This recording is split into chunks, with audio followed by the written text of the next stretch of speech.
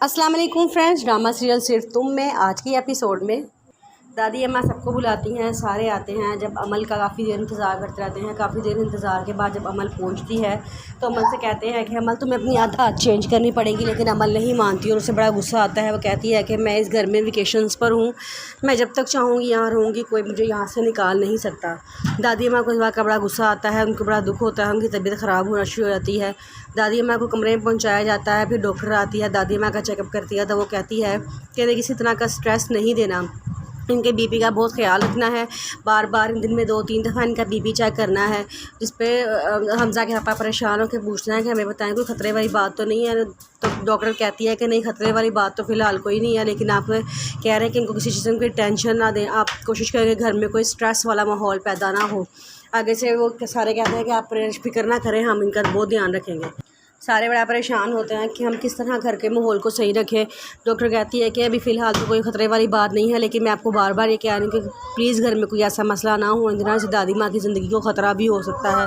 सारे बड़ा डर जाते हैं और कहते हैं कि आप परेशान ना हो, हम इन्हें कुछ भी नहीं होने देंगे। फिर डॉक्टर को उनके घर वापस छोड़ दिया जाता है। दादी माँ को कमरे में पहुंचाया जाता है। वहाँ दादी माँ का हर चीज़ का ख्याल रखा जा रहा होता है। अमल कमरे में आती है, वो हमज़ा से बड़ी बदतमीज़ी करती है, कहती है कि अब मैं इस घर में तब तक रहूँगी जब तक मैं अबीर और दादी माँ से बदला ना ले लूँ। अब हमज़ा कहता है क्या बदला? वो कहती है कि हाँ, जब तक मैं इनको ये ना बता दूँ कि मैं कौन हूँ तब तक मैं इस घर से जाने वाली नहीं हूँ। जिस पे वो कहती है कि हमज़ा उसे बड़ा समझाने की कोशिश करता है, लेकिन वो नहीं मानती। वो कहती है कि अबीर ने मुझे नीचा दिखाने की कोशिश की है, अबीर को अब मैं बताऊंगी कि मैं हूँ कौन। वो अपने आप को बहुत बड़ा समझती है ना, देखना मैं उसको बताती हूँ कि मैं कौन हूँ।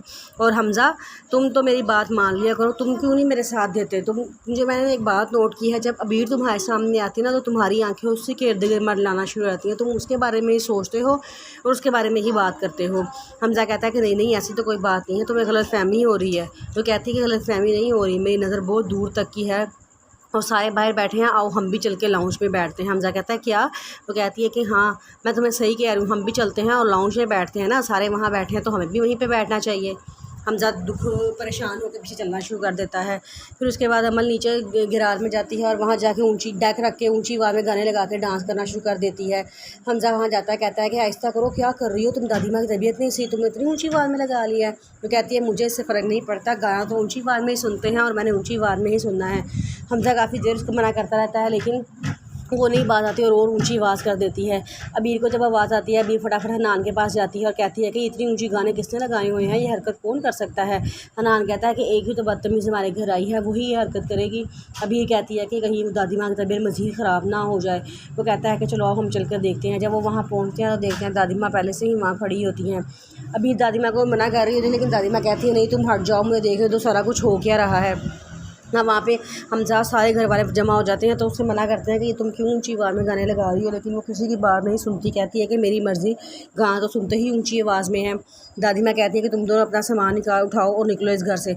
आगे से अमल कहती है कि मैं इस घर में वेकेशंस पर आई हुई हूँ, जब तक मेरा दिल नहीं करेगा मैं नहीं जाऊँगी। मैं अपनी मर्ज़ी से यहाँ से आई थी, अपनी मर्ज़ी से यहाँ से जाऊँगी। दादी माँ को बड़ा गुस्सा आता है, वो बहुत उसको मना करने की कोशिश करती है, लेकिन वो कहती है कि बस मैंने एक बात कह दी है, मैं नहीं जाऊँगी तो नहीं जाऊँगी। ये कह के वो अपने कमरे में चली जाती है और दादी माँ बड़ा परेशान हो जाती है। हमज़ा कहता है कि मुझे बंटवारा चाहिए, इस घर को बेचे चाहे जो मर्ज़ी करें, मुझे मेरा हिस्सा दें ताकि मैं आप लोगों की जान छोड़ दूँ और मैं इस घर से चला जाऊँ।